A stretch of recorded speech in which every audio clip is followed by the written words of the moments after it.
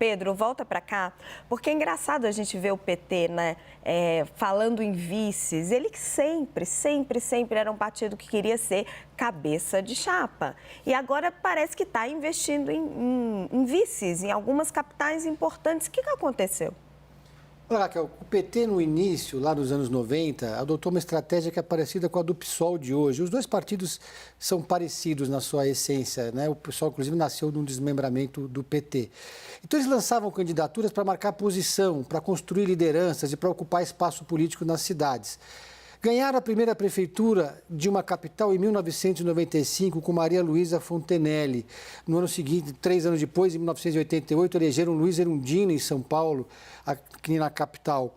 E desde então, até 2020, o PT nunca havia deixado de lançar candidatos nas principais capitais e nunca tinha deixado de eleger, pelo menos, um número ali considerável de prefeitos. Em 2020, não elegeu nenhum prefeito de capital. Foi considerado o pior resultado, o pior desempenho do partido na sua história. Pior, viu o seu número de prefeitos ser reduzido para 1/3 do que era 4 anos atrás. Lembrando que 2016 já foi um ano muito ruim para o PT. Então, eles mudaram a estratégia esse ano. Quem está coordenando essa estratégia do plano eleitoral do PT é o senador do Pernambuco, Humberto Costa. Eles estão investindo agora em candidaturas mais viáveis nos principais colégios eleitorais brasileiros e, em contrapartida, exigindo a indicação dos vices.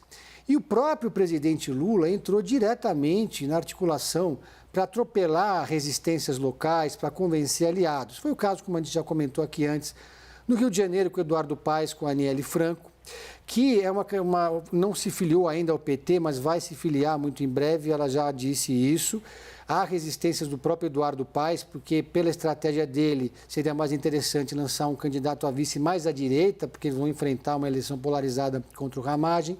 Aqui em São Paulo, como nós já dissemos, tem o caso da Marta Suplicy. Em Recife, o PT vai apoiar o João Campos. Eles perderam a eleição no ano passado para a Prefeitura de São Paulo, de Recife, em 2020.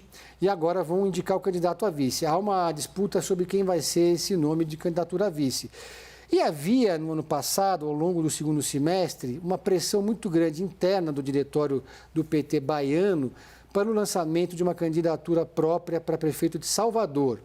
Mas aí falou mais alto novamente o pragmatismo, o PT decidiu abrir mão dessa candidatura e vai apoiar o vice-governador da Bahia, Geraldo Júnior, do MDB, que ele é vice do governador da Bahia, que é aliado do Jacques Wagner. Então também foi uma articulação que passou pelo presidente Lula, conseguiu vencer as resistências. Ainda tem uma candidatura do PT em um dos maiores colégios eleitorais, que é lá o Rogério Correia, em Belo Horizonte. Mas também, pelo que eu apurei, o partido lá já conversa com o PSD para eventualmente apoiar o Fuad Noman, que é o prefeito que vai disputar a reeleição, é do partido do Rodrigo Pacheco, que está numa construção mais de longo prazo.